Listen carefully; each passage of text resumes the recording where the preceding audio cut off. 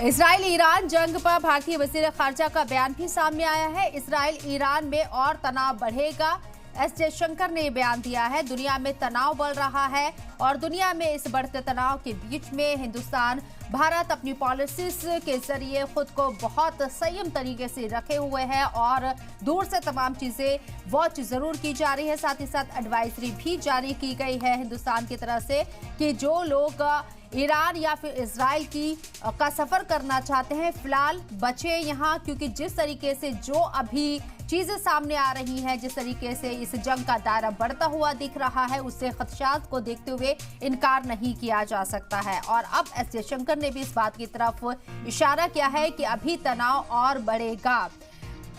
हिंदुस्तान के वजीर खारजा है एस जयशंकर। ईरान इजराइल जंग पर भारतीय वजीर खारजा ने यह बयान दिया कि इजराइल ईरान में अभी तनाव और बढ़ेगा, यानी कि अभी जो शुरुआत हुई है आगे ये लंबी जाने वाली है। दुनिया में तनाव बढ़ रहा है।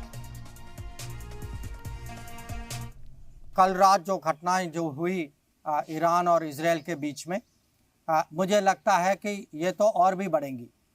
तो आज हम उस स्थिति में हैं कि खाड़ी में और वेस्ट एशिया में, मिडल ईस्ट में आप देख रहे हैं कि गाज़ा में भी युद्ध है और ये युद्ध जो फैलने की संभावना जो है ये पूरे दुनिया के लिए एक चिंता का विषय है।